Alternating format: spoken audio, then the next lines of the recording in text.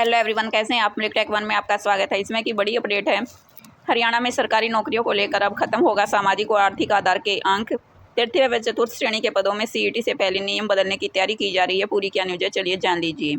हरियाणा में तृतीय व चतुर्थ श्रेणी के 24,000 पदों के रिजल्ट घोषित किए जाने के बाद अब दिसंबर तक सामान्य पात्रता परीक्षा सीईटी की तैयारी है। सीईटी पहले पॉलिसी में बदलाव कर सामाजिक आर्थिक आधार के अंक खत्म किए जाएंगे। इसके अलावा मुख्य परीक्षा के लिए पदों की तुलना में 4 गुना अभ्यर्थियों को बुलाने की बजाय 7 गुना अभ्यर्थियों को मौका देने का विचार है।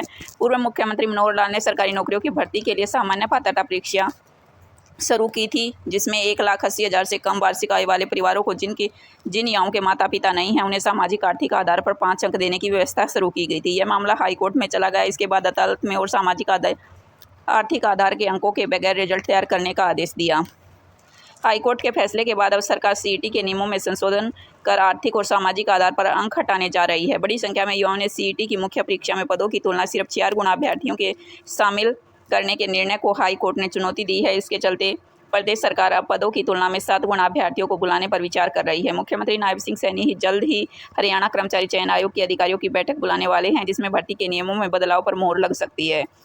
उम्मीदवारों की ओर से लंबे समय से मांग की जा रही थी कि सामान्य पात्रता परीक्षा प्रक्रिया में बदलाव किया जाए। उनका तर्क था कि ग्रुप सी और डी के पदों के लिए अलग अलग योग्यताओं के आधार पर परीक्षाएं आयोजित होनी चाहिए। तकनीकी पदों के लिए अलग सीईटी की आवश्यकता जताई गई थी। अभ्यर्थियों का कहना था कि एक समान पद के लिए सामान्य योग्यता का टेस्ट हो ताकि सभी को बराबर मौका मिल सके और शिकायतें भी कम हों।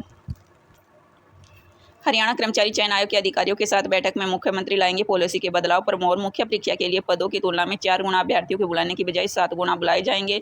वहीं 24,000 पदों की भर्ती परिणाम को घोषित करने के बाद अब दिसंबर में सीईटी आयोजित कराने का लक्ष्य है। हर साल होगा सीईटी। प्रदेश सरकार की योजना हर साल सीईटी कराने की है ताकि 12वीं पास कर चुके सभी युवा भर्ती में प्रक्रिया में शामिल हों। पिछले 3 वर्षों से सीईटी नहीं होने के कारण लाखों युवाओं इस प्रक्रिया से बाहर हो गए थे। तृतीय व चतुर्थ श्रेणी की नौकरियों में आवेदन नहीं कर सकते थे। इस समय की यही अपडेट है। कब तक पॉलिसी में बदलाव किया जा सकता है आगे आने वाले समय में? क्या आपको हर साल सीईटी देखने को मिलेगा या नहीं?